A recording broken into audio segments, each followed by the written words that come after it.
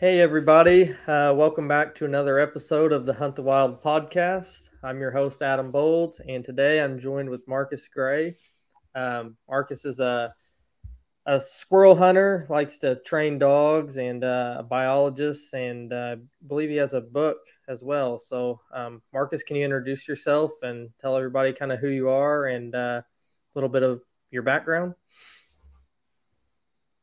Sure. Thanks for having me, Adam. It's good to be on the show. Yeah, so like you said, I'm a wildlife biologist by training, but I started squirrel hunting as a kid. One of these people that is a lifelong hunter, rather than somebody that maybe got into it later in life. But yeah, I started hunting squirrels 30 years ago now, and that was really led by my dad and my uncle, who grew up subsistence hunting squirrels. They didn't have any option but to hunt small game. They either the part of the country they lived in, deer hadn't recovered yet. Turkey were just Mm. being reintroduced. There were a lot of quail. So everybody had bird dogs and coon hounds, and they hunted squirrels. You know, if they didn't raise it, they hunted it. So there really wasn't this um, big game focus that there is now, just because the animals weren't there. And so I went to school to be a wildlife biologist because I felt like natural resources had given a lot to our family, but now it was time to give something back. And so I wanted to manage these populations and the habitat that they need to be sustainable, so that people could have that same opportunity, and that these wildlife populations were relatively stable into the future. And that comes with all, you go into this thinking that everything needs to be saved, but then now we've got populations of deer, turkey, bear, and other species that are overabundant. Resident Canada geese. How do we deal with urban sprawl, suburban wildlife, where people no longer, not just, they just don't hunt, they are against it. And it's always been mind-boggling to me that this opportunity that was a necessity for my dad's generation has now become a frivolous pastime that nobody thinks we need. And it's like, that wasn't that long ago. My dad grew up using an outhouse, and my grandpa would go to town. He went by Pete, is a nickname, but anyway, he'd go into town, and my dad's name is Chuck, and people would ask him, say, "Pete, you got running water?" He said, "Oh yeah, Chuck runs out and gets it." So it just, we've had a completely different experience than I think the generations that have come just before us, where they were making a living off the land and they were part of the natural system. Whereas today we're removed, and we think that it's a luxury that we can do without hunting. So it's been tricky in that way. But I went to undergrad in Maine. So I grew up in Virginia, but I went to Maine for undergrad because I didn't want to go anywhere hotter. And then I ended up going to South Dakota for grad school. And it seems you go to these places where the economy is based on hunting and fishing, snowmobiling, hunting, fishing, trapping, and then come back to the East Coast, and then we're embroiled in all these battles all the time about whether or not we should have a bear hunt in New Jersey, or whether we should have dove hunts in Michigan.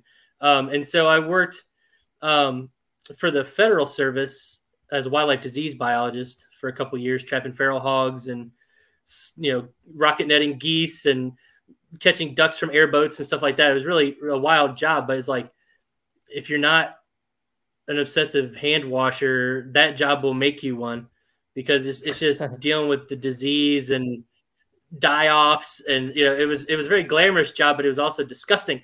So I was like, have nightmares about getting brucella or something from these pigs, or tapeworms or raccoon roundworm, doing a necropsy or something. But anyway, so I went to work. We were at a necropsy training in Fort Collins, Colorado, and I know this is TMI, but the agency basically was like, well, there's 39 of you disease biologists, and we have funding for 19. If you're able to find a job, please do so. And so we're like, okay. Well, at the time, I didn't have a wife or kids or a house. And so I was like, all right, I'll find another job. And so I actually went to work in D.C.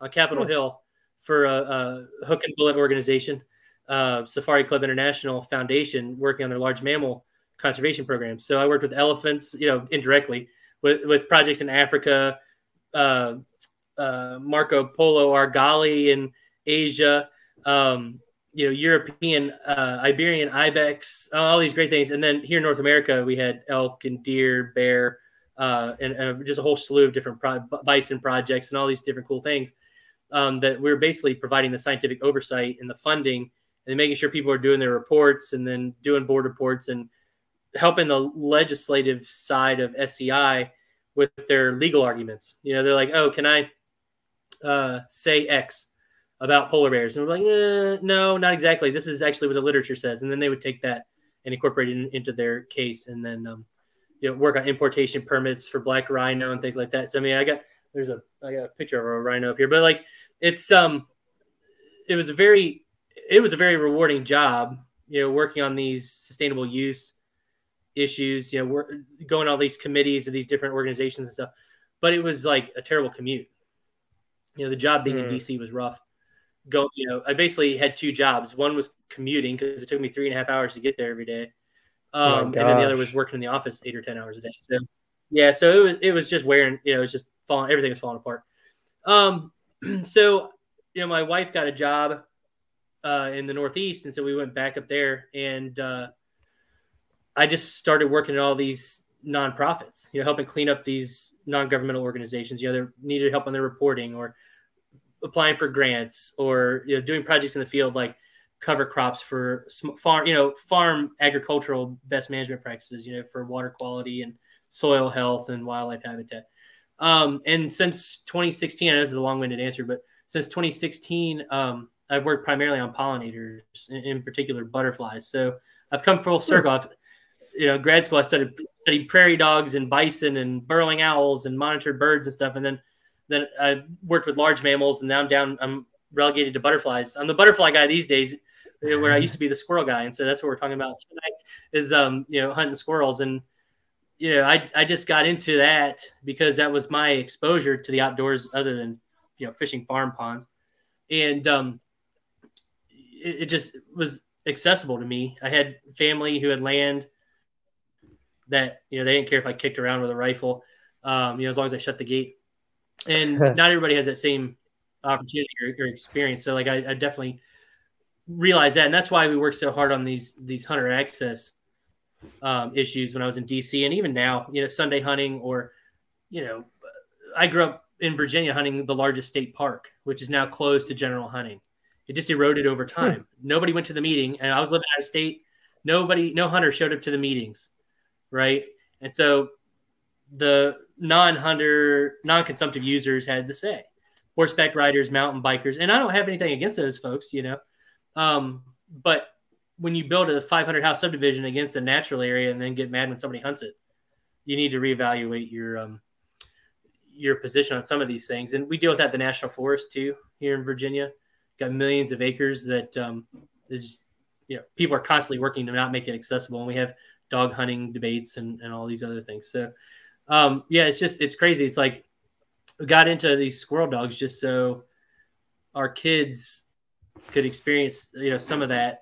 Our family had squirrel dogs in previous generations, but I got us back into them in 2005. And it's like hunting, the introduction most people get to hunting, sitting there, having to be quiet in the cold, hungry, doesn't work for kids today. It just doesn't. You'll get some, but the general, if you just grab a kid off the street, they're not going to sit there for 2 hours, let alone all day, or for a couple times a day. It's just tough. And so like with these dogs, you can watch the dog. There's always something going on. You can train the dog. So if you like dogs, here you go. There's a dog. It gives you access to food. And you don't have to sit there and be quiet. They can walk along, throw sticks. I just hunted with Pete Brooks from Brooks Outdoors. He's an outdoor writer from the DC area, actually, Northern Virginia.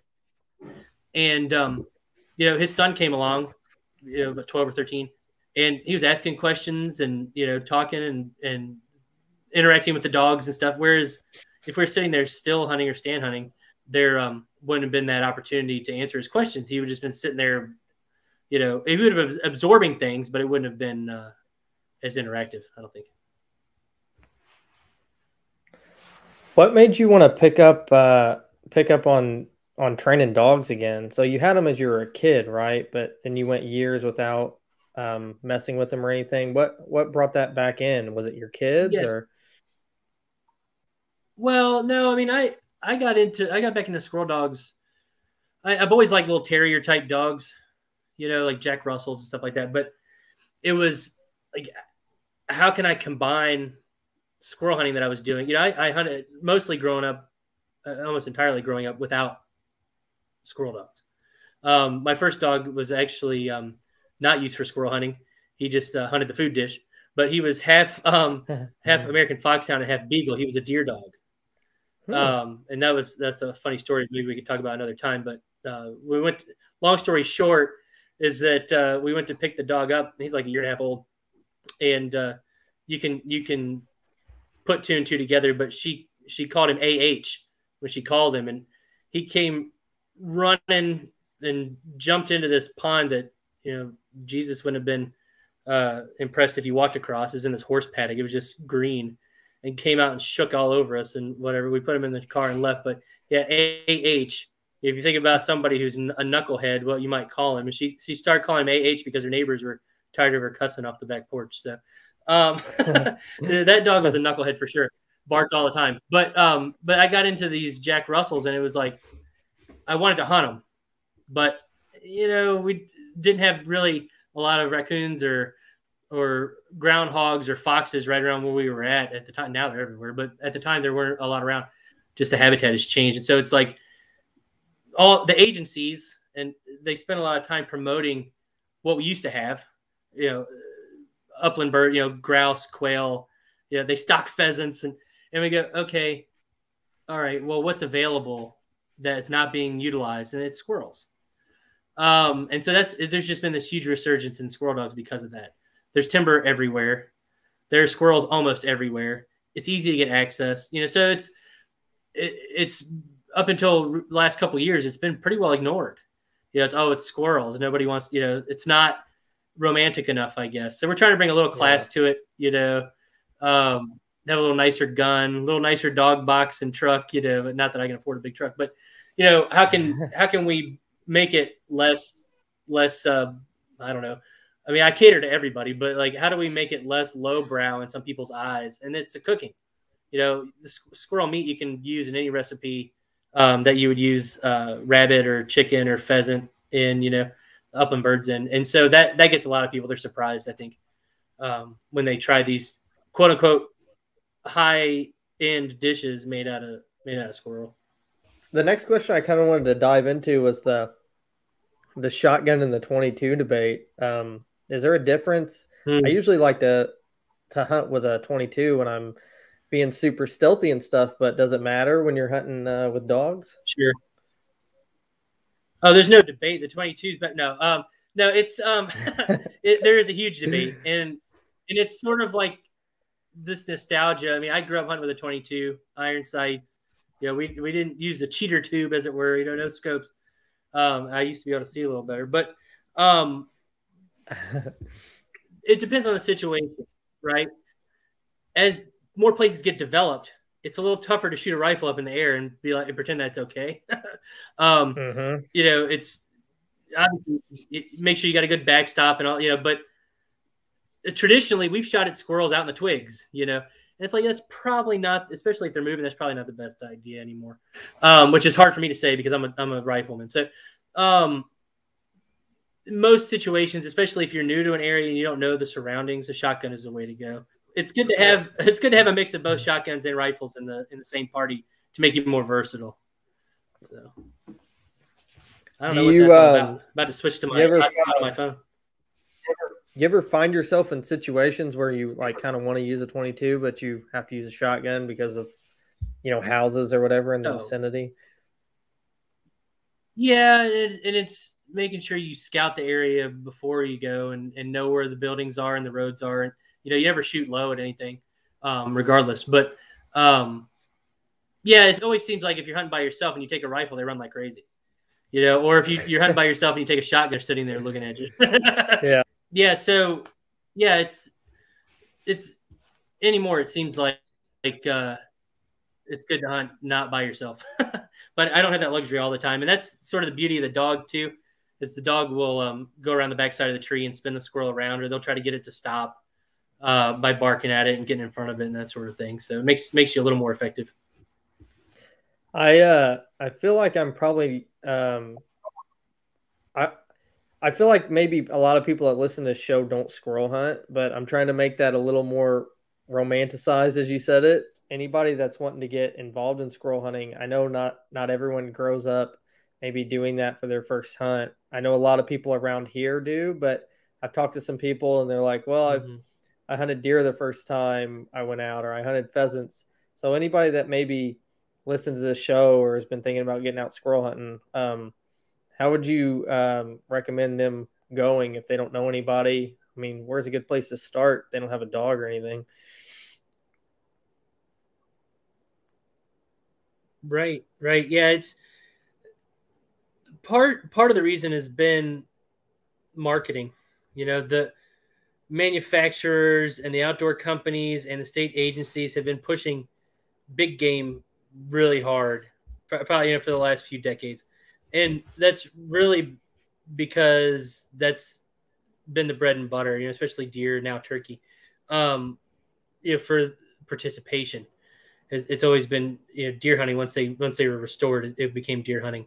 When they weren't available, nobody was hunting them. Or, they had poachers, but you didn't have the following for whitetails, for example, like you have now. Mallards were the thing.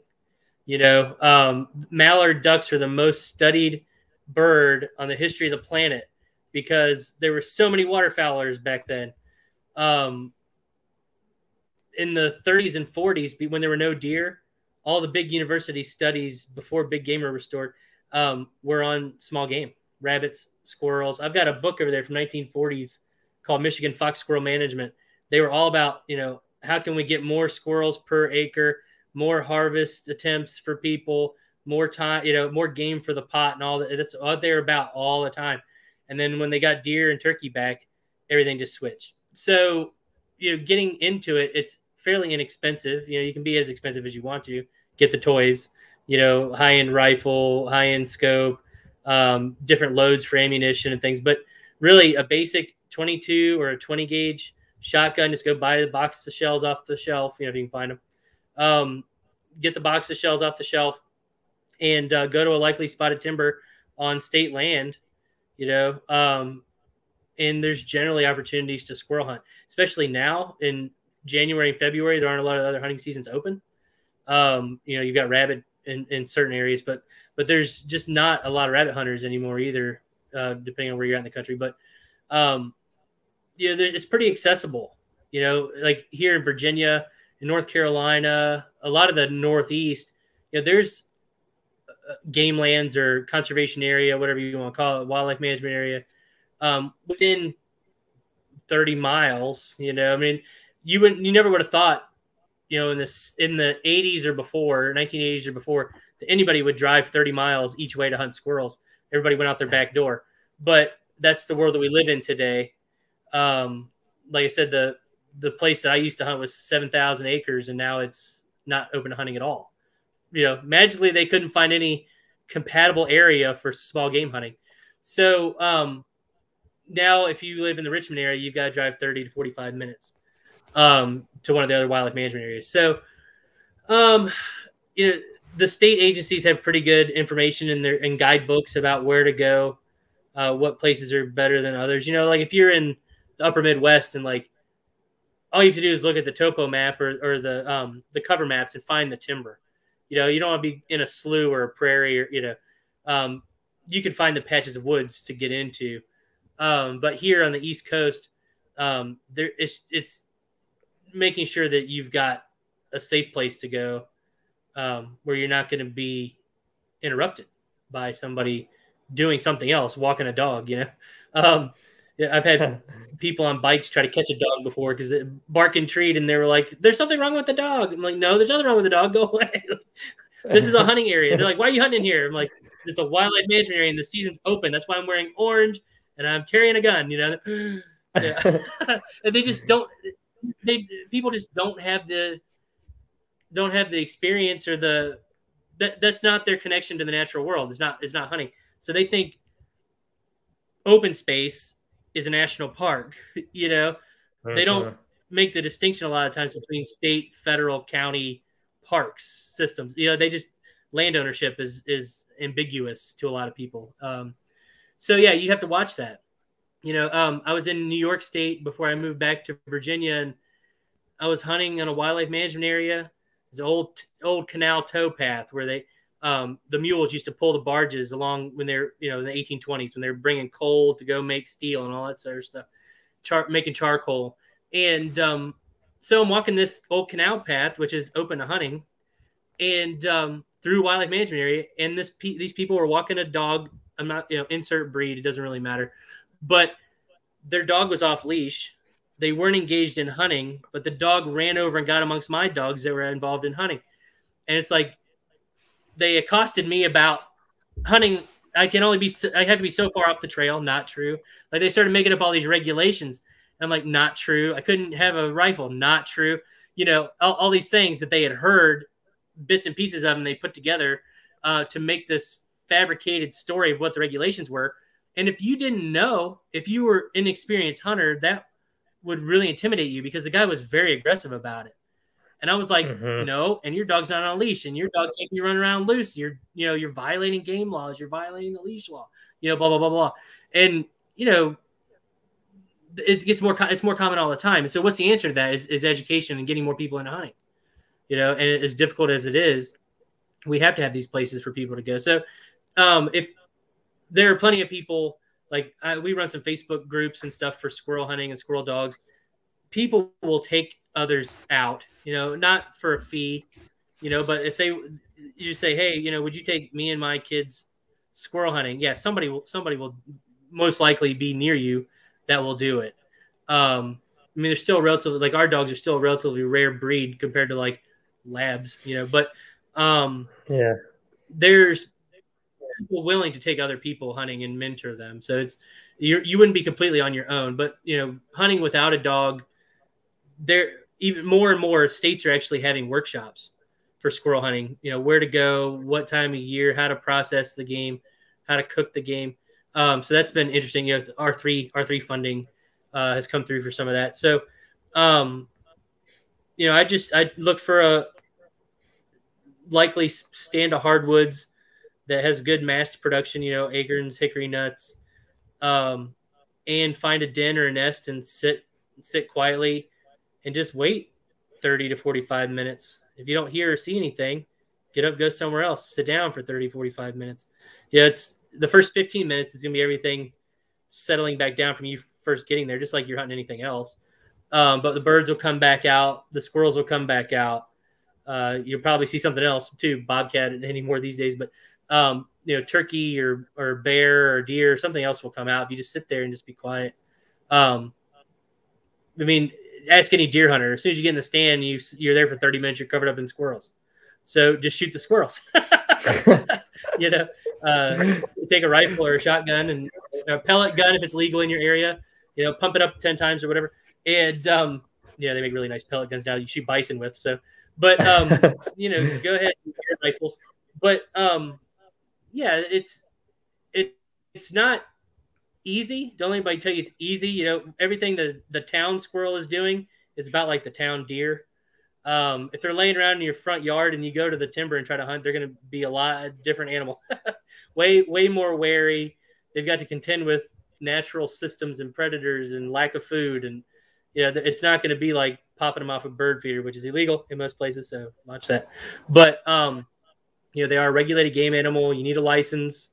Yeah. So I mean, go out and have fun.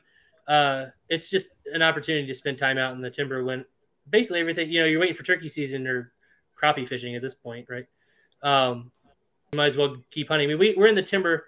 We have multiple states every year, but we're in the timber 6 to 8 months a year. So when somebody gets bent out of shape during the 2-week rifle deer season, I just go, you know, if they're parked there, I just go somewhere else. Or I go during the middle of the day. They go hunt. They hunt there in the morning. I go hunt in the middle of the day, training dogs, and leave. And they never know I was there, and they still get their deer. Because the deer don't care about the dogs. They've seen dogs. They know what dogs are. and ours are broke from messing with them anyway. So the deer's just like, no, might as well be a fox or something. They don't care about that. And they'll come back in. So I mean, you talk all you want to about them going nocturnal and this, that, and the other, but they still have a home range. They don't leave the country. They'll be back if you. That's why a lot of these states are going to split seasons for deer anyway, right? Is you get that naivete back, that opening day phenomena where they're really susceptible to harvest, and then they get educated. If you have a gap in the season, then they get really easy to harvest again because they just got rid of that stimuli, and that hunting pressure is broken up, and they just go back to their routine. So, yeah, it's a lot easy to get access. Hunt clubs, we'll let people go on squirrel hunts, especially with dogs. They'll want their club members to go on a hunt or something, do a squirrel fry, just like a fish fry or anything else, a game dinner. They're more than willing to have. You'll end up with like 6 or 10 people in the woods, and I don't carry a gun in that, in that situation. But it's you'd be amazed how people, like you said, they'll remember it when they were a kid, or they'll talk about their parents telling them about it and that sort of thing. So I probably already know the answer to this question, but I'm going to ask it anyway. Do you ever hunt squirrels without dogs anymore? I haven't since 2005. But that's, I guess put it this way. When we're walking, it's gotten to the point that when we're walking around the woods with the dog, I don't even look for them. I try not to, because it just frustrates me. If the young dog is learning and like I see more squirrels and they're chasing a tree, and I go, oh, okay. I mean, you keep tabs, you can't help but hear and see some things, but I don't shoot them unless they tree them. So that's, me at a disadvantage, I guess, in harvesting things, but it's not all about harvesting. It's about training the dog. So, still or stand hunting without a dog. I haven't done it. I'm in my 18th year of remission. I'm a recovered still hunter. Recovered still hunter. I like that. How many dogs do you generally take out when you're hunting? Does it depend on how many guys are with you, or is it just like a standard thing? You usually take 2 dogs or 3 dogs or whatever it is. Yeah. So, sometimes we get together as a group. As we call them buddy hunts. We have competition events too, like field trials, and those casts. The way the format is 2 or 3 dogs in a cast. But when we go and hunt, just meat hunt with other people, generally somebody will bring a dog, and then you bring your dog, and then another person will bring their dog. I've been up in the timber with like 6 dogs, and it gets a little crazy. That's not the normal situation. Normally you hunt a dog to 3 at a time. When they're learning, it's good to do a mix of things, like hunting them by themselves, so they don't become what we call a Me Too dog. You got a dog that's treeing. A young dog might just fall in and start treeing, but they don't really know what's going on. So we call it Me Too. Like, you're treeing me too. And they can learn some things. They can learn some things from an older dog, but really once they know what a squirrel is, you show them one, or they run across one and chasing on the ground or something. It's best to hunt them by themselves so they don't pick up other dogs' bad habits. Probably until they're like 2. But no one ever does that because everybody wants to get together all the time and hunt. So you end up with having to fix some bad habits, running a deer or rolling in some dead thing, or, whatever things that dogs get into. But leaving the tree, or fighting with another dog at the tree. All these problems that come up in dog training that aren't instinctive or bred into them. There are certain traits you just want to try to avoid, like beelining away from, not coming when called and stuff like that, like having too much drive. It's like balancing drive and temperament's a constant battle. Like, you want the dog to come home when you're ready to go. But most things are avoidable if you just don't put the dog in a situation where it's going to learn to misbehave from another dog. And that's tough for people, because once you get a dog treeing, you want to show it off. Do you have any issues when it comes to like you showing up and your buddy shows up with his dog? Like, if your dogs haven't been around each other, do you guys ever have them? I mean, they butt heads a lot. Not so much with these Feist dogs. With some of the other breeds, They can be a little what they call ill toward other dogs, a little aggressive towards other dogs. But generally, that tends to be relegated to the parking lot for the most part. Once you get out in the timber and start hunting, it's not a problem. If it is a problem, or or your buddy knows that their dog isn't, might fight with another dog at a tree or try to steal the squirrel and get aggressive over it or something. When the dog's tree, you can tie him at tree. So basically, leash him and tie him to a little sapling or something nearby. And then shoot the squirrel out. And so it's like, then the dogs, may not be catching the squirrel on the ground, but that keeps the dogs apart. So there's not an issue. And usually, like I said, they'll get used to each other and sort out dominance pretty quick when you're hunting as a group. And then you just go on with the hunt like you normally would. But some dogs will retrieve to hand, some don't. Some of these that they get really excited about a dead squirrel. Like if you show it to them, they're just squirrel crazy. Others couldn't care less. They're ready to go find another one. It just depends on their individual personality. So that you've got that to play with too, is, what are their, quirks, I guess, as an individual. And that's true of any hunting dog. I think that some are better at, using their nose or using their eyes or their ears to find game. And we try to focus on a well-rounded dog that will use all of those. So if it hears one chewing on a nut, cutting, or if it hears one barking, it'll run in and tree that squirrel. But also if they hear them on the ground, or if they see them or smell them. And that's the winding is the last thing the dog figures out. It's that air scent. So like a squirrel may not have come to the ground. It's laying out on a limb, and the dog's running around with his nose up in the air, smelling, and it'll follow that air current, just like a pointer will, to where a cubby might be sitting, and then they'll tree, and the squirrel never would come to the ground. So you got to have a dog that is versatile and adaptable to these different conditions, because a squirrel leaves a pretty complicated track. It's not like a rabbit that runs in a circle. Not to belittle that at all, but it's there's good jump dogs, there's good trail dogs, track dogs, whatever. But a squirrel is on the ground, up on the side of a tree, runs up a log, jumps on a rock, goes from treetop to treetop, comes down. You can't tree where the squirrel was. You got to tree where the squirrel's at.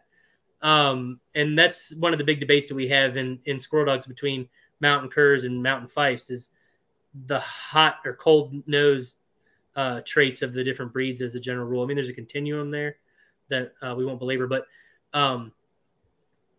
in some situations like high winds or low squirrel numbers, you want a deep ranging dog that's got a stronger nose. But you run the risk of the dog barking where the squirrel was at 15 minutes ago, not where it currently is. It might be a tree or two over or something in most situations, but it's all personal preference, really, for the most part. It's like, do you like a Brittany or an English setter or a German short-haired pointer? They're different flavors, I guess. So I'm glad you brought that up, because that's going to kind of roll me into the next question. I'm going to pretend, well, maybe not pretend, this is real life, but if I'm wanting to go get a squirrel dog, like, where do I start? How do I know, which dog to pick? Is there like a way to tell which pup's going to be a good one, which one's not? Is it all about the training? Is it a little bit of both? Just kind of an idea for a guy that has no idea what he's doing. Well, as rare as they are, you have to watch. There's been a lot of people that have gotten into them from other pursuits, and they'll get a dog from one kennel and a dog from another kennel, and dog, they'll start collecting them, like potato chips, and then they'll slap a kennel name on it, and they say, "I've got a line." I'm like, it's not how that works. You have to have the breeding practices and the evaluation, and all these other genetics and the pedigree study and all this stuff. But it can be, just know that you don't want to buy somebody's problem, right? It's very common, and people think there's a lot of money in selling someone a started dog, one that's partially trained or broke. And there's really not. By the time you spend all the time and money training the thing, it's not like a $10,000 bird dog or coonhound or something. It's much less. You're talking about up to $1,500 most of the time for a dog that's treating its own but still needs work. Still needs to mature and get more confident. But picking a puppy, everybody's got their own criteria they look at. Some people look at the mouth, some people look at the parents, the uncles. Hunt. The best thing you can do is hunt with the parents. If they don't hunt them, then you go, I'm going to go somewhere else. But if they'll show the parents, if they'll show the parents in the timber, that's a pretty good indication that there's at least something going on there that's worth looking at. But just like anybody who breeds any animal will tell you, just because a dog is good at something, or any animal has the trait that you want, doesn't necessarily mean it's going to pass it on. So you try to look for a family of dogs that have a history of producing the traits that you want, and generally that comes through line breeding, but not necessarily, and not. There's a lot of people that cross what they call like to like. Dogs with similar traits, they breed them together in hopes of getting similar traits. And usually, unbeknownst to them, it's because they have common ancestry. So it ends up being line breeding. But, you want to watch genetic diversity as well. But like when you go and pick out a puppy, I like the outgoing ones. A lot of these dogs, when we got into this, they were shy at best. They're almost feral. They ran wild on farms. A lot of them hunted for themselves to eat. They weren't handled very much. You try to touch them, they like to bite you. They would bite somebody if they came up to the truck. They would run up behind somebody, bite them on the ankle. Like, what the hell? What? And it wasn't just our dogs; it was everybody's dogs are that way. And some of the other breeds are even worse. And so, like, we've been trying to help Feist dogs adapt to modern life, like we've had to do. You will see people, you will see dogs, you will see uncomfortable situations, and how that dog reacts to that. And so it's socialization is huge. So I can take a dog that's quote unquote mediocre.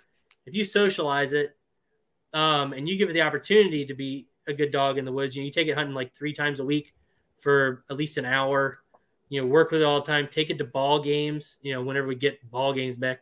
But, start taking it everywhere you go, work on obedience for the first 4, 5, 6 months. That dog will be a lot better adjusted and a lot more adaptable and a lot less likely to nip somebody. Especially, but like I said, we've been breeding away from that. It's not really aggressiveness. It was literally fear.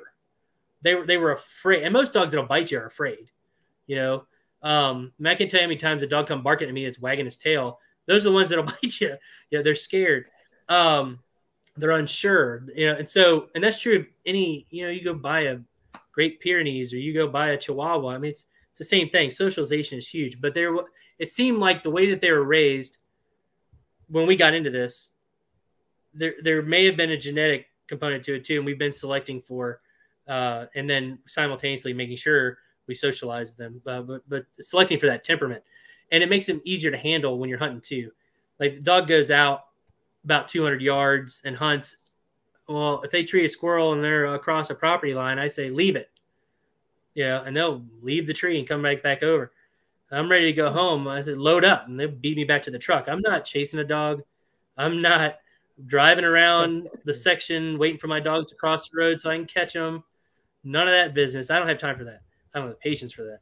So, and yes, you still get one that'll do something stupid. I mean, they're individuals and they're an animal you cut loose. You never know what's going to happen. But as a general rule across the board, we've been shifting toward more personable, more biddable dogs that will listen to you rather than hunting for themselves.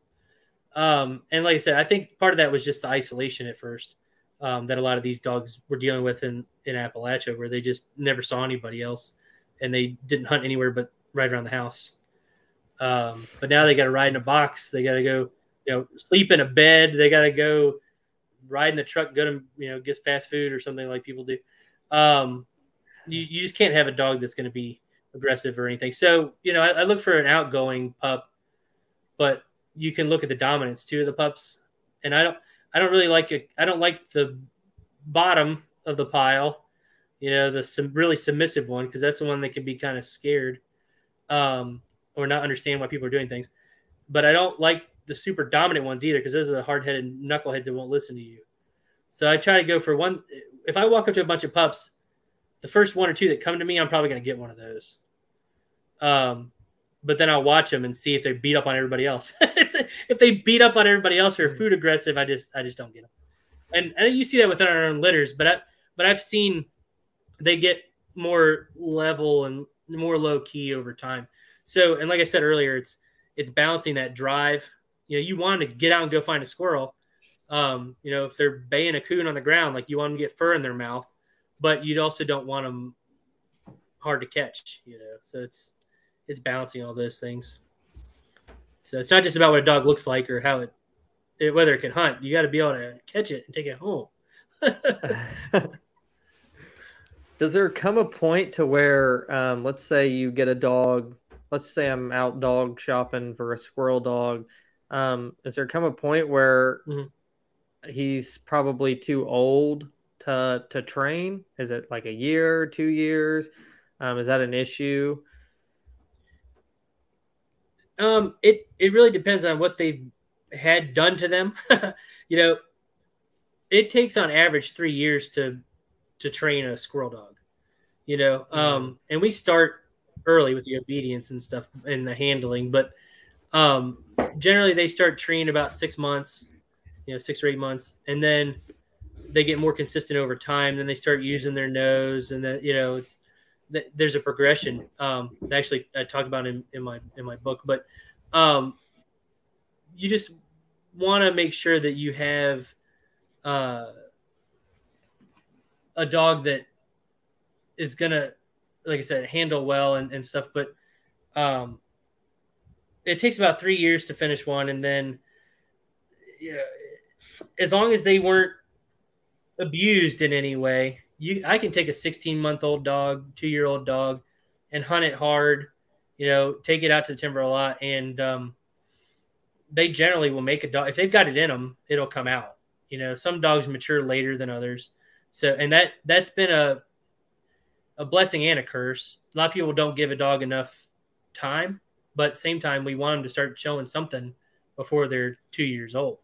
So there's a little bit of a curve that they've got to meet. There's a grading curve that they have to meet, and that varies for everybody. But it seems to be people are pretty happy if they start sight chasing around 6 months, and then split treeing from other dogs, or using their nose to find them.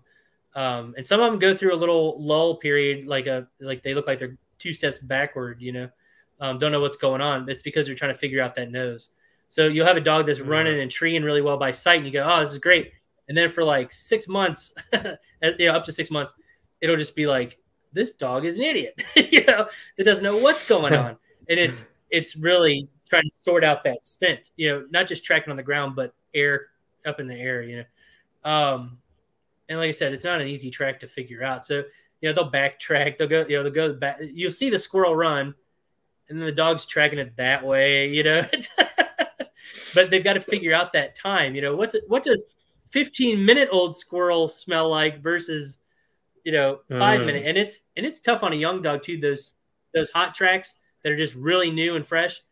Sometimes they won't even pick them up. Like, I'll see the squirrel run, dog will run right by like they didn't see anything, didn't smell nothing. They did not pick it up, because it takes time for that scent to come up off the ground. I'll go hunt more, and I'll come back, and they'll pick up that track on the way back, and they'll pick it up and start trying to follow that squirrel. So you got to give them time to sort things out. A lot of people just get really frustrated with them, and I get it. I understand the frustration. Like, you've put all this time in the dog, and then they look like they don't know what they're doing. That's why you got to really don't go take them hunt with other people, because they'll make you look like an idiot. You're yelling for them in the woods, and they're sitting there at the truck going, "Where you been?" Could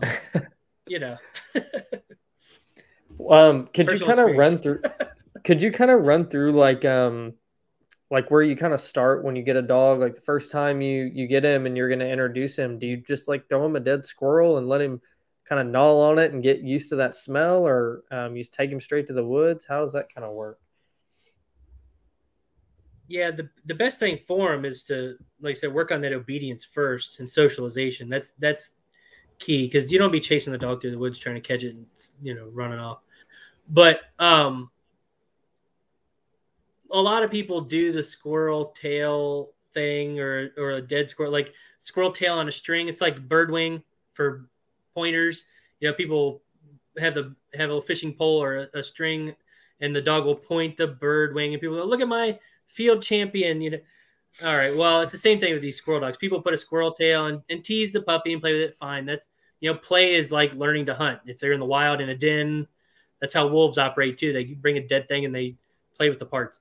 And that's probably more useful to the handler than the dog, but they get to know what a squirrel is. Taking the dog somewhere when they're like 3 or 4 months old to a place where they're going to bump into squirrels, a park with an open understory, someplace, just think of the places around you where you've got squirrels. You just got to watch the roads. You don't want a dog to get hit in the road or anything. You can do a long line just like you would for any other dog too, if you want to give them a little more lead, but don't want them getting away completely. And just have them bump into squirrels. And like once they realize what a squirrel is, it's really just taking them to the woods, and they'll start to piece things together if they've got that genetic background. Like I said, there's some instinct here, but there's nature versus nurture, like you mentioned. But if you can have all the nature you want to, but if you don't nurture it, it might make a dog, it might not. Most of the time it won't.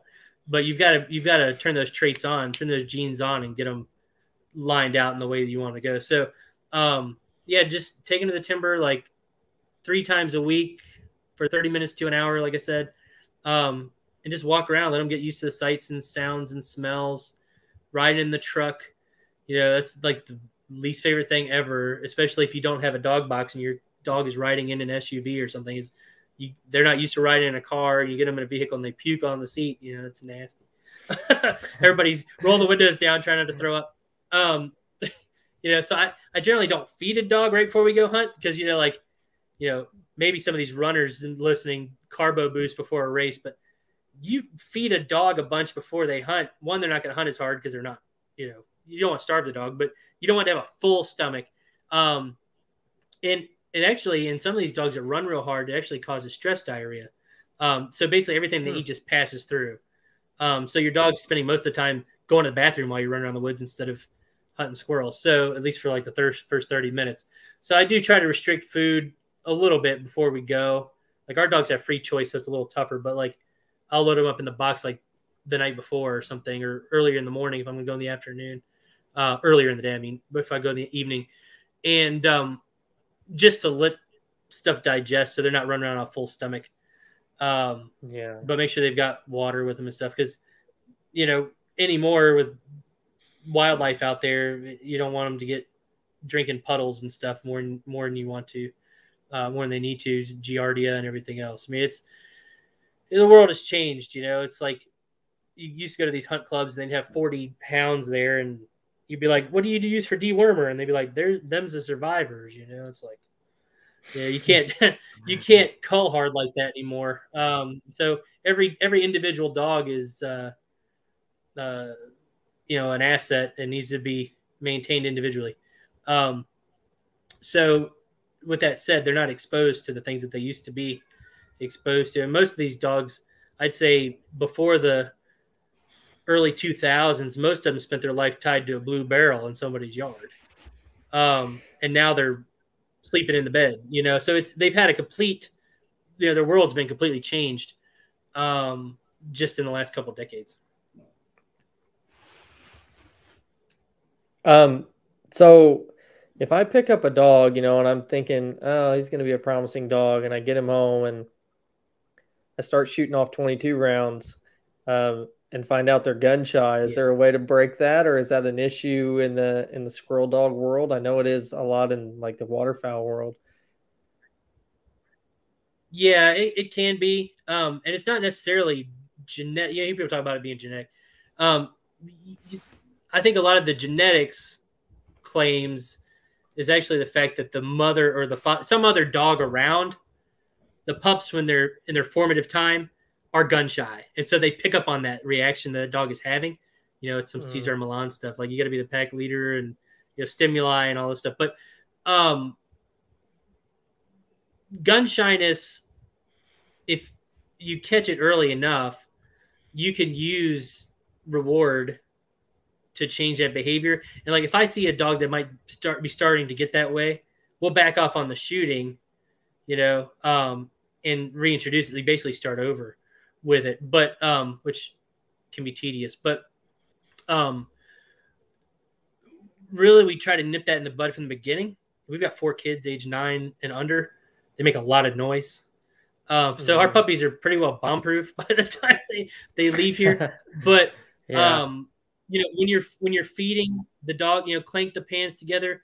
If they're in the house, drop something in the kitchen every once in a while, but give them a treat. Get them used to those loud noises. Introduce a cap gun. Actually, sometimes kids are a little too wild. Like you gotta tone some of that back. Tell them not to make too much noise around the pups and ease into it. But you don't be too rough with anything. Just like you don't want a kid to be rough with anything when they're little, because they just don't know. But they're usually around gunfire. Like if I walk out of the house with like, I don't know, a broom, they don't care. If I walk out with a gun, their ears are up and they're ready to go. They get all riled up. Like they see a gun, they're happy. They like the noise. They get excited about it. And so it's just starting early, making sure they're used to gunfire and sharp metallic noises is huge. Like, there's dogs are afraid of thunder and stuff like that. I've never had that problem, but I had some pups that turned out gun shy, and I was in South Dakota, and the neighbor came out with a 12 gauge and was shooting the limbs on we had these green ash trees around the housing development there. And he started blasting this 12 gauge above this pen of pups. Scared that. I mean, they were bouncing against the chain link. They were just trying to get as far away from him as they possibly could and couldn't. And basically that entire litter ended up gun shy. Thankfully, most of them were going to be used as like trapline dogs and stuff. So like they weren't really going to be around a lot of gunfire because out there, hardly anybody squirrel hunts. But yeah, that was the only instance that I've had where I had a major gun shyness issue, and because of this guy, literally, he was shooting the leaves off the tree to get better reception on a satellite dish. I was like, talk to your neighbor and use a chainsaw or something. What is wrong with you? Like, let me put the dogs in. I mean, I was like, these are hunting dogs. What are you doing? He didn't know they were. They didn't know what the breed was. Nobody knows the breed is, let alone what you're squirrel hunting, because it's South Dakota. Nobody squirrel hunts but me. But when I was out there, but it's you run into that. But gun shyness is not something to give up on a dog for, unless they're like already years old. A mature dog, it's tough to do. But like I said, it doesn't mean that they're not going to pass that on necessarily unless they have the opportunity to influence another dog behaviorally. If a puppy sees a dog freak out like their parent, they might go, "Oh, maybe I should freak out too." So you talk a little bit now, about all these gun shy workshop people. I'm sorry, there's a little bit of lag. Yeah.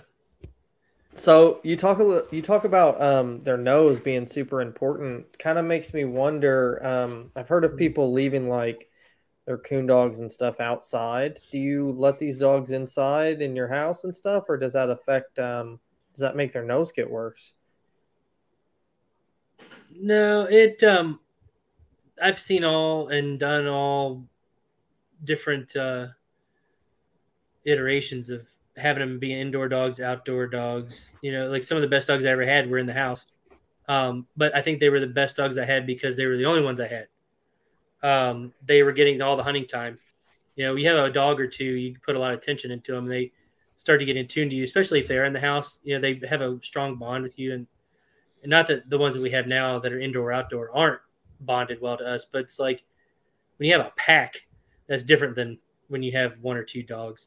And so, no, I've seen anymore people have them as house dogs, which is one of the risks of a potential downfall for the entire breed. To be the harbinger of doom is that we run the risk of them, because they're a medium to small, short-haired dog, that they're just going to be used for pets and bred for pets, and they're going to become overbred. The genetic problems might crop up because people aren't following practices like they should. And the same processes that have ruined dozens of other breeds that you may have read about or seen about in your own experiences. So we have to pay careful attention to maintaining the working focus of these dogs and the hunting focus of these dogs. Historically, they were just the little farm dog running around the holler that would keep the chickens safe. And, you grab a gun and say, let's go. And they go hunt. Then they come back and they just protect the homestead. So they always had that multi-purpose existence, but now it's like they've been bred and focusing for the squirrel hunting side of things. And now this pet focus is coming out. So I try really hard to not place dogs in pet homes, but it's getting harder and harder all the time. Because, Adam, you could tell me that you're going to hunt the dog and then it's just thrown in a kennel and never messed with, which is a whole other problem. And then you go, this dog didn't make it. Sometimes they make it despite their owners. But, like I said, there's that genetics there that helps. But, they just get so pinned up with energy and they see a squirrel from the pen and they got to get the squirrel. But it's more often than not, it's like they become the house pet on the couch, on the sofa. And there's plenty of dogs at the shelter need a home. Don't get a hunting dog to sit, to not do its job. That's what they're bred to do. They're going to have urges and desires that may not fit your lifestyle because they were developed in a different time and situation. It's like having a husky in South Texas. It's not fair to the dog. You don't need that. You're not going to go to Alaska and run the Iditarod. Leave the poor thing where it belongs. And same with these dogs. Like, they love the heat and they love the cold if they're acclimated to it. I don't do sweaters. Okay. But if that's what people like to do with their dogs, fine. But I would rather they were acclimated to the weather, grew a coat, got their feet toughened up, were wearing their nails down, running down a gravel road to go find a squirrel, or running the timber on rocks to find a squirrel, rather than not fulfilling their intended purpose. And I think the dogs are happier if they're hunting. Their personality changes. They look forward to it as much as the dog can look into the future. But they definitely get excited when when they get exposed to those situations. So you mentioned earlier that you had a book from the 40s or the 50s or the 60s about squirrel conservation, which I thought maybe I was the only person in existence to ever think about something like that, because you constantly always hear about deer and turkey and all that stuff now. How do you kind of make sure that you don't shoot out an area when it comes to squirrel populations and stuff like that? How do you know if you've killed too many in like a woodlot? Is there like a good number to kind of go off of? Or squirrel populations are very cyclical, and tied to the food availability. So if you have a good abundance of acorns and hickory nuts and other foods, the population will respond to that and be higher. We used to go to these competition events in Minnesota and Iowa and Wisconsin and different areas, that Ohio even, that had these patchy woodlot. You have an old homestead, might have 3 acres of timber around where the house was, or a hedgerow. You can shoot those areas out. If you're not careful, they might only have 1 to 3 squirrels in them, fox squirrels or something. But the way things are on like the eastern half of the country, it's really an underutilized game animal. I can go, like when I was in the Northeast, like I could be pick a New England state or New York or Pennsylvania and go to the wildlife management area and basically have the place to myself. There are way fewer hunters in the Northeast than people realize. And it was like the United Nations of hunting at this one wildlife management area near our house, 8 miles from the house. There would be 5 pickups. There'd be us, the squirrel dog people, which were the weirdos, the deer hunter, the pheasant hunter, somebody fishing, and somebody doing something non-consumptive, and it was the same 5 trucks. And then, this whole situation with the health and everything going on. Then everybody discovered the outdoors, and it's like we couldn't find a place to park. But most of the time they weren't hunting. Most of the time, like 2 years ago, okay, this is pre all this stuff. 2 years ago, I was what we call rig hunting the dogs, which is I was running them in front of the truck, and they would run down this interior road. You know, it's not a state road; it's a wildlife management area road. But they're running through this woods road in front of the truck, and if they smell a squirrel, then they go in and tree. And I'm driving because usually I've got like kids with me or they're asleep or something, so I'm just really just running the dog's energy off. But anyway, the game warden's right there, and I stopped and talked to this guy. He's just out of college, which is, you know, I don't fault him for that. But it was opening weekend of deer season. That weekend before. Like I was there on Monday. He just had the opening deer season that Saturday or whatever it was. So, and I was talking to him, and he said there was nobody out. He said I was driving around, couldn't find anybody. Couldn't even talk to anybody, let alone check their license. I'm like, what is going on? They're not out there. You go to a natural area, you have the place to yourself. And it's insane. And there's pockets where it's more active and, you know, but they're usually not hunting.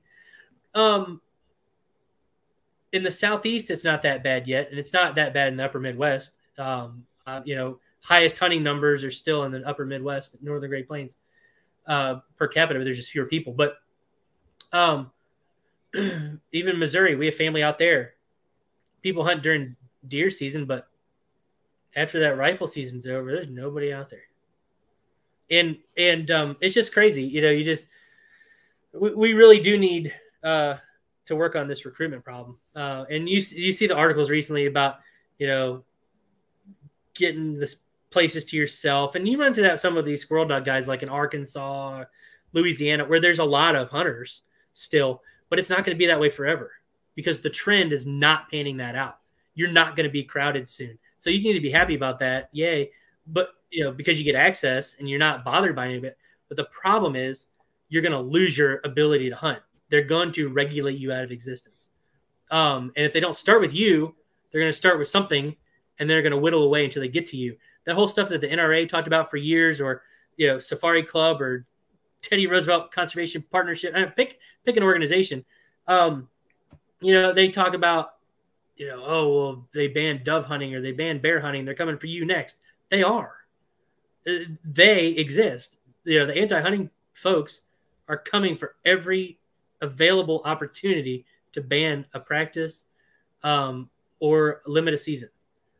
And I used to think that people are maybe a little paranoid about that, but it's like, no. Look at the bear referendums in Maine. Look at deer dogs in Virginia, North Carolina.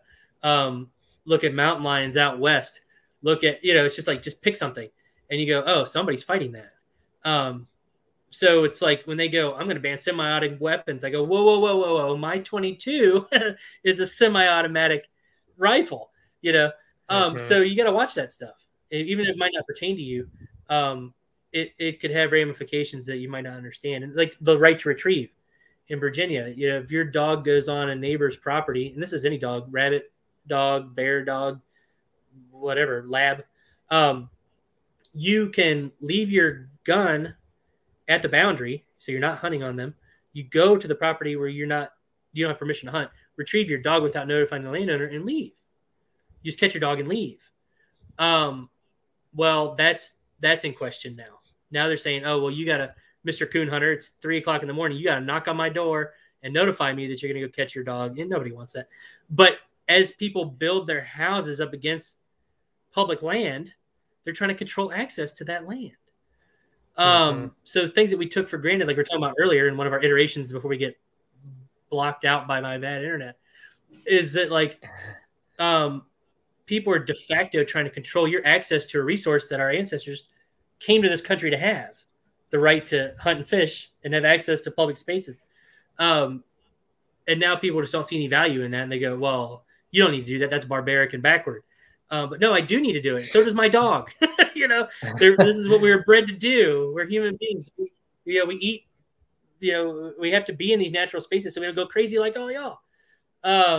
You know, it's it's crazy, the health benefits.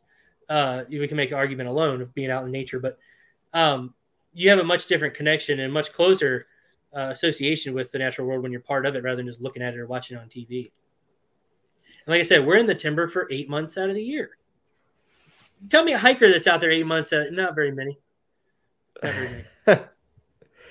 It's funny that they start with animals that are more romanticized, I guess, like mountain lions or bears. And it seems like you can just watch it like trickle down the totem pole. I know trapping has been kind of on the up and up for them trying to ban that over the years. You think squirrels will be like the last on the list because they're not, people hit them with cars and stuff all the time. Nobody really thinks about it, or yeah, you would like to think so, but there was in New Jersey, not to pick on Jersey, but in South Jersey, they had a squirrel competition.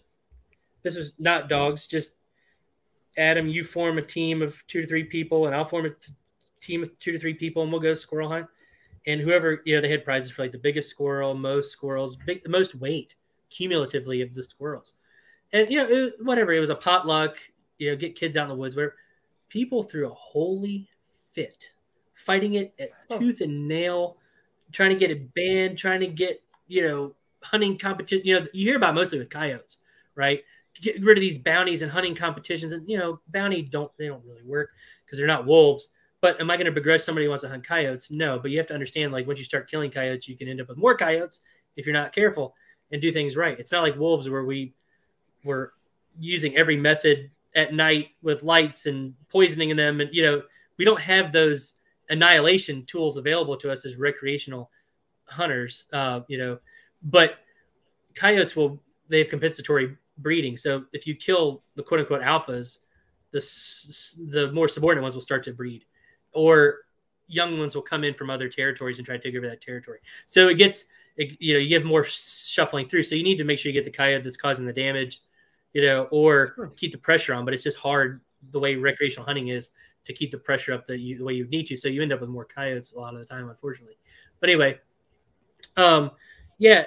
they will come for squirrels. They will come for anything. And I keep saying anti-hunters, and they're a small portion of the population, but they're vocal.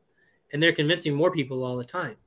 So we don't do a good job of telling our stories necessarily. And it's started to change. Organizations and companies are starting to do a better job. But yeah, I'm cognizant of like, not going to take a bloody picture, not going to, like one of the questions I get asked, we'll make sure things are very nice and orderly in photos. But I get asked all the time, what do you do with them? You're shooting squirrel. What do you do with them? I eat them. Really? I'm like, yeah, it's illegal to not. In most of the states I'm familiar with, actually, I think like Arkansas or Kentucky, like one of the states where they still allow nest shooting, which whatever, that's their regulations. But most states that I'm familiar with, it's called wanton waste. You're not allowed to kill a regular game animal and not try to make use of it. You'll get in trouble. So it's like, yes, there's a season. There's a bag limit. These are regulated. You have to have a license to do this. They have the same. You're talking about bringing the little higher class to it. They should be treated with more respect, because once an animal gets relegated to pest mode, it's hard to get back from that. Most don't. Skunk, badger. Look what happened to them. So even bears. Like, that's why we've got to manage these bear populations, because if bears become a nuisance and a pest, they fall rapidly from that that high esteem of game animal, trophy, not to lack for a better word, but this, like you said, charismatic megafauna, to being a rat digging through your garbage, that's not a good place to be. It's a slippery slope. So the squirrel, the rat with a furry tail eating the bagel out of the trash can, not what I'm talking about. This is a wild, locally sourced, organically fed, natural food that we're talking about here. So, what do you think squirrel hunting looks like in the next, let's just say 50 years? Because I'm planning on being around in 50 years. You think it's going to be, allowed, or you think it'll be like I'll be out there like a vigilante shooting these squirrels? Because I'm probably not going to stop. Well, I hope I'm still around, but maybe I have hair. I don't know, but doing good so far. But I have, I'm a pessimist. I'm a wildlife biologist. I'm a, environmentalist or conservationist, and I see. There was a quote that I had it's on this other podcast, but anyway, to paraphrase, it was basically like the joy that I get to have is I walk around and I see all the damage. It's like you're pessimistic about it because everything you look at is mismanaged. Every stand of timber is too dense, or it's not burned enough, or there's invasive species, or pick all these problems. But that's our training. We see all those things that we need to fix, and so it wears on you. But I try to be optimistic about the future. I'd like to think that the things that we've been doing since 2005 have helped promote not just the Mountain Feist breed and our own dogs, but hunting squirrels with dogs in general, to try to slow that attrition of people aging out of hunting, introducing new people of all backgrounds to squirrel hunting, and then they get into hunting in general. That's their gateway into hunting other things, and getting the kids back involved. I mean, we take people out, our own kids hunt. I got my wife into hunting 12 years ago now. And we take people, family, friends, acquaintances, people we don't even know. We get together. Like I said, I hunted with an outdoor writer here a couple of weeks ago. It's, anything that we can do to get other people to understand what we're doing and why we do it is desperately needed. And we definitely need more people doing it because squirrel populations, if you look at population dynamics or you study wildlife in any way, you start to look at one of the big justifications for hunting is population management, right? In the case of squirrels, it's like, well, we need to use them or we'll lose them. Their mortality is just phenomenally high if you don't harvest them heavily enough. And we don't harvest, they get hit by cars, like you mentioned. That's their mortality these days. We have hawks and all these predators back that we may not have had in the past, but there's so much mortality on the roadways, just a complete waste. So it's like, yeah, we need to hunt these places harder. So like your question about shooting a place out, please shoot a place out so that they can move in from other areas and thin across the landscape because they're just not being used. So that's, I try to be optimistic about it, but I have real reservations about the ability to use dogs to hunt at all.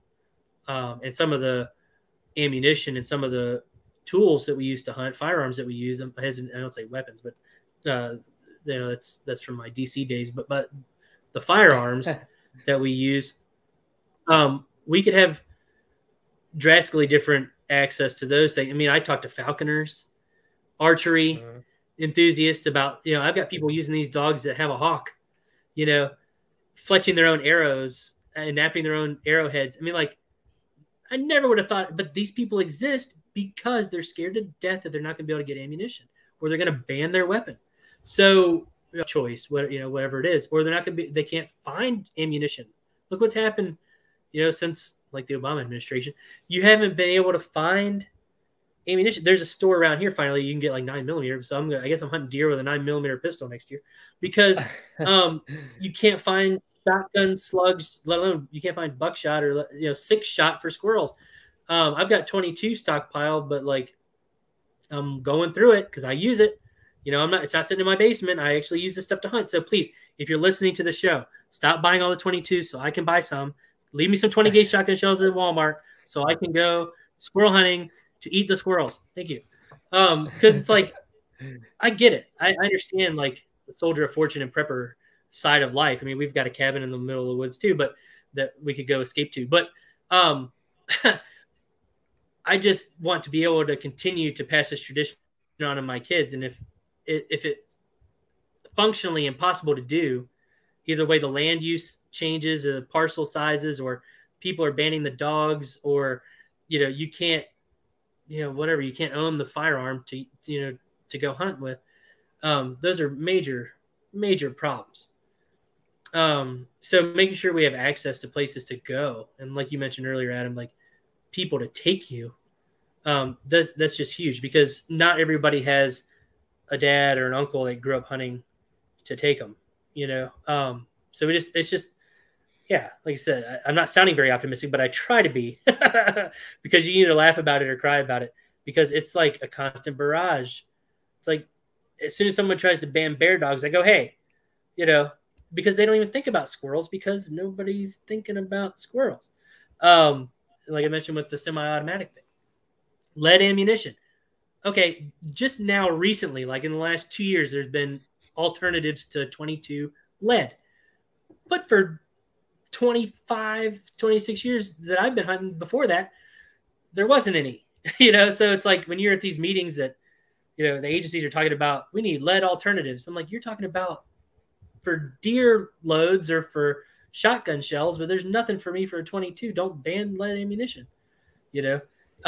Public land, they're like lead free on public land. I go, okay, so I'm using a shotgun with a duck load because it doesn't exist, Mm-hmm.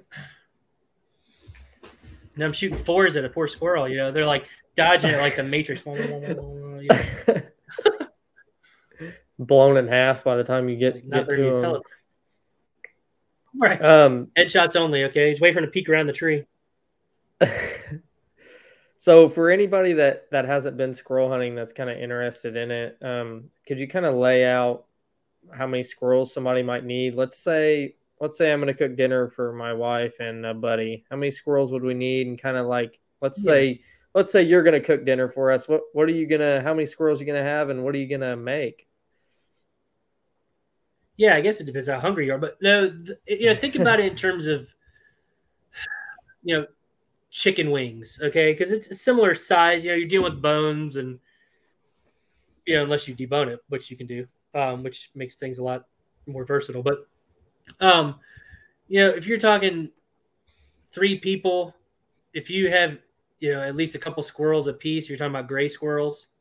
You can have 1 squirrel a piece if you're talking about fox squirrels. They're a lot bigger.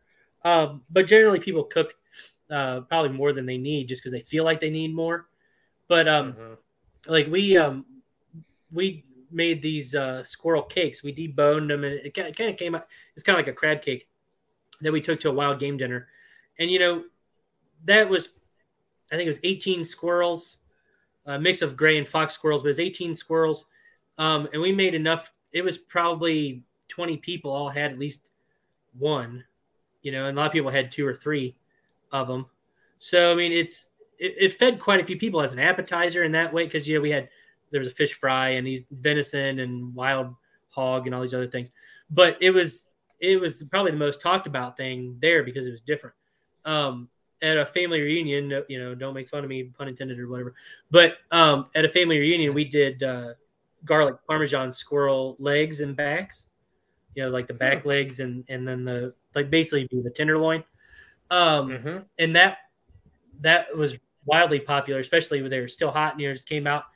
A lot of these things, just like any other, like a chicken wing, they don't reheat the same necessarily, but you definitely want to use the oven and cover them rather than doing the microwave or something. But try to retain that moisture. So I mean, yeah, with sides, like if you had fox squirrels or even gray squirrels, like I said, a squirrel or 2 per person plus sides, you're golden for the most part. Unless you're like some of my cousins that eat like, side of beef at a time, you got to deal with that. But the novelty of it, I guess, is like once you get people to try it, then they're like, oh, I've been missing this. They're everywhere. They start seeing squirrels as food rather than, they're in my attic. It's a little different relationship.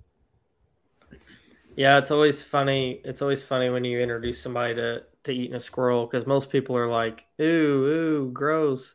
And then they eat it and they're like, man, that's pretty good, or it wasn't that bad. So I guess I want to ask you, it's just like anything else, it's all how you prepare it. What would be your number one piece of advice for somebody wanting to get involved in like training a squirrel hunting dog? And so we've got a couple different groups that we run on Facebook. My wife and I do. I say we. There's no mouse in my pocket. It's my wife, Jess, and I. And we started the first Mountain Feist or treeing Feist, depending on where you're in the country, they get called different things. But the first Feist Facebook group. So it's like more than 10 years ago. And we call it the Treeing and Mountain Feist group, and real creative. And there's thousands of people, like 20,000 people on that. So not everybody on there has a dog, but you can find people near you, connect with people, and see what dogs might be available. I mean, things are private message anymore, as you are probably aware, with animal sales on social media is getting tougher. But it's like, not that we're not a puppy mill. We breed like a litter a year, and they're generally they are spoken for before we even make the cross. I've got 6 deposits right now, and I haven't even bred the dogs. So there isn't this, oh, they're filling the shelter bull. There's not. I can't get them in a shelter because they're in somebody's yard. So I don't have that problem, thankfully. So there's enough competition and demand out there. So you may have to put a deposit down, depending on the breeder. I've had people wait as long as 2 years. So don't let that discourage you. Most people, it's just like a few months. Some people wait and take deposits until after the pups are born, but I've never had a problem with meeting my deposits. If there's ever an issue, like on somebody else, like say Adam, you put down a deposit, $100, and toward a $500, $300 to $500 puppy, depending on who it is, the $50 to $100 deposit, and something happens and you can't take that pup. A lot of people will apply that deposit to the next litter, so you might have first pick at the next litter, that next year or something. So it's not, the wait isn't too terribly long, at least with us, because I don't take that many. Like I'm in the point now, people ask, I go, let's wait and see what's born.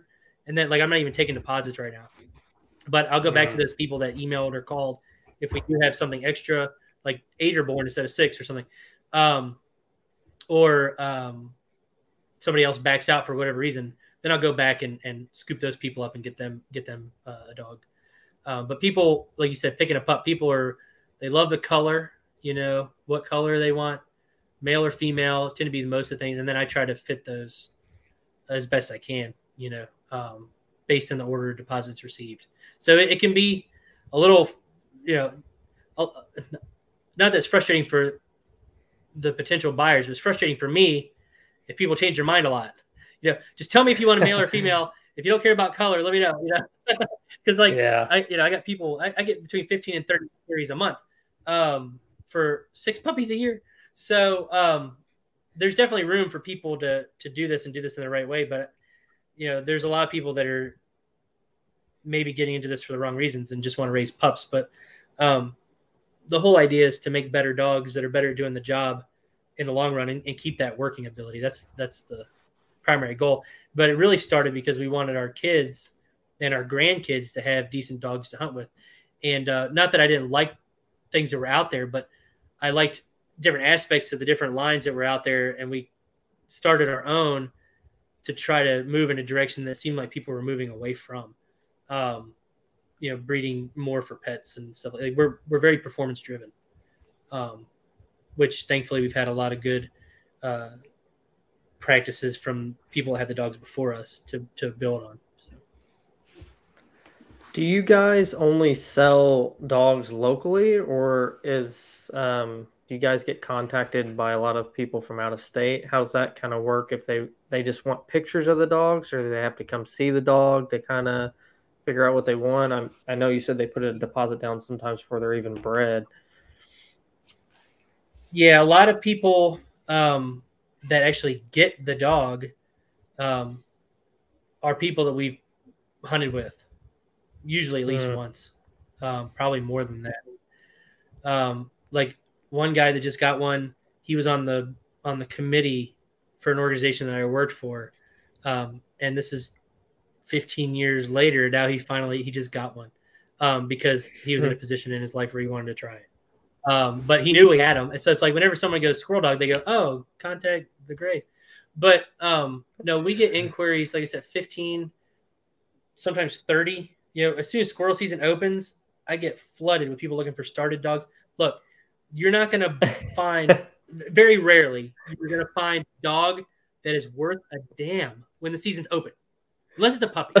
But a trained dog, can you see this on the recording? Can you see what I'm making with my claw hands? the little, quotation marks. A good dog is not going to be for sale during the hunting season, okay? Because they're being hunted. They should be being hunted. So it's hard to get a trained dog during the season, but a started dog, maybe. A puppy, yeah, maybe. I try not to breed during the season or have pups during the season because I want my females to hunt too. So we generally have them in the spring or late summer. They come in heat every 6 months. They're a dog. But no, it's the deposits, and people contact us from the Northwest, Texas. I mean, we've placed dogs in 28 states. Wow. And multiple dogs in states. So, like I said, not that we breed at a high rate, but they go everywhere. And most people come and pick them up from us. We have shipped in the past and do ship currently, but it's at the buyer's expense. But it's gotten to the point now, a plane ticket for a dog is not any cheaper than it is for you or me. So not many people do that, but we did have a lady that flew out to get a dog, took it back on her carry-on and took the dog back. So people do it still, but it's not nearly as common as it was. But it's shipping is tricky, especially on airlines, because you have to have the right temperature, for the welfare reasons of it. There's a very small window with temperatures because they ride in the cargo hold if you don't come and carry them on, which, it's not ideal. But mostly we use ground transportation that's climate controlled. There's a couple different companies that we call them dog haulers, but they're transport companies that will move dogs from point A to point B. They'll go door to door from our house to your house, and they generally make it within 2 or 3 days. Like I said, and that's somebody in Oklahoma wants a dog. It takes 2 days to get there. It's just physically how long it takes. But yeah. Most people come visit us and see the dogs go on a hunt or something like that. So. What would be a dog on the low end? A trained dog? A trained dog? Lag. One that knows. Oh, I'm sorry. So, there's different levels. So there's lightly started, well started, broke, and a finished dog, to generalize. There's a continuum there, and each dog gets to the different level based on their own ability and what they're doing in the woods. Some, a finished dog that's not worth feeding, might never get to broke. It's happy to be here. It likes to ride in the truck. There's that, but they don't all make it. But they're not all stellar dogs. But we strive to be above average squirrel dogs. In a litter, we're doing pretty well with that. And so every once in a while we get a stellar one. But it's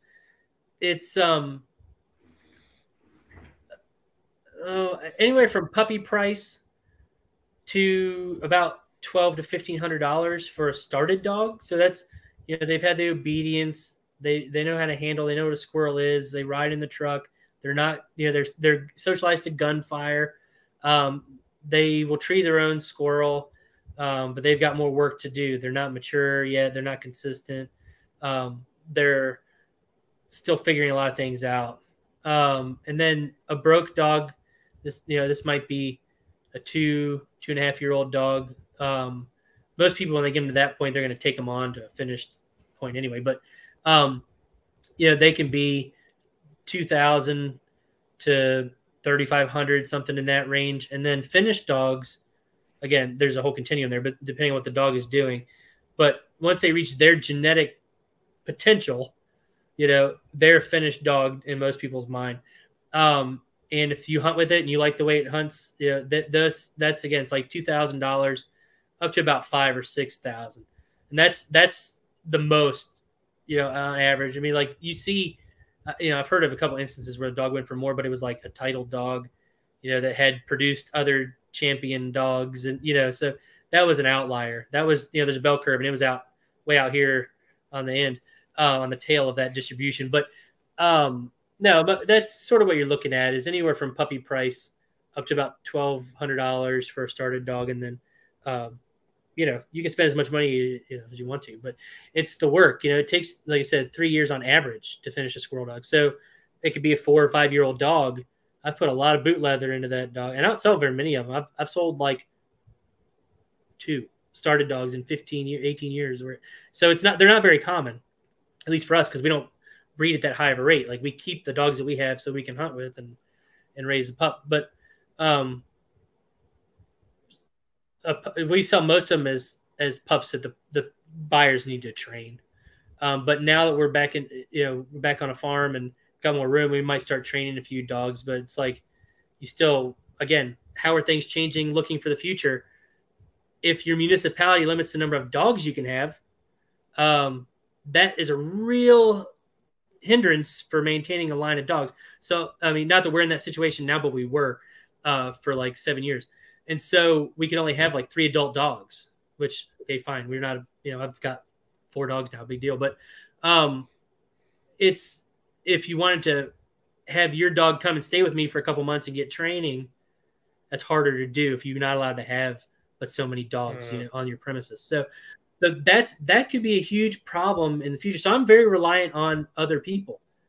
People that have gotten dogs from us. I'm very reliant on them training the dog, doing what it's supposed to do, and then we'll get a pup back, or we'll go breed to that dog, or we'll hunt with that dog. Send people to them to get puppies, because I just don't have the volume. Like we just don't breed at a high enough rate to fill all these requests. And then I am kind of a butt about it. Like I'll make people contact me multiple times sometimes just because I want to make sure they're not kicking tires.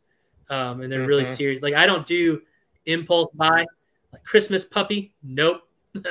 It's like Easter bunny or chick. Nope. Like I don't do Christmas present, unless you're like a 70-year-old dude that I know that like is not going to get tired of it in 5 minutes. Which there's a lot of those like 70-year-old people that are getting into this. Like I said, we're short stopping people from aging out of hounds and bird dogs, but we're not in the puppy business. We're in the squirrel dog business, and it's not really a business; it's a hobby, and we're just trying to keep the dogs from going extinct or being ruined, which is the same thing. So I wanted to give you a chance to tell everybody kind of where to find you at, like your website and your book as well. Could you tell everybody a little bit about that? Yeah. So in 2018. I wrote a book we self-published called The Mountain Feist. And, we've had decent success selling the book. We asked $30 a piece for them. That covers shipping and everything, but printing them. So we, the shipping and handling and the printing is like huge because we're self-printing. We have to get them from the place that publishes them. So we pay for that shipping and making the book. And then we in turn ship them to you. So it adds, that stuff adds up. So, but anyway, we're actually in the process of getting more printed. So we should have some more hopefully in the spring. Because we moved, like we didn't want to haul. So we kind of let them dwindle out. So we'd have another box of books to move. I should show you this bookshelf here, just book. But, I get tired of moving books with dollies. So anyway, we let them kind of peter out. So we've got like a handful, but I keep intending to save some back for the kids. So we should do that. But anyway, we've got some coming, but our website is just graysmountainfeist.com. That's A, it's one of those 4-letter words, gray, that nobody knows how to spell. It's GRAY, graysmountainfeist.com. And we're on Facebook at Grays Mountain Feist, on Twitter at Gray Feist. It's just GRAYFEIST. That's my personal handle, but I do a lot. If you use the hashtag Gray Feist, you find on that. We've got an Instagram. We're on Go Wild. I'm on there all the time. I'm the crazy squirrel guy. That's how we got connected. It's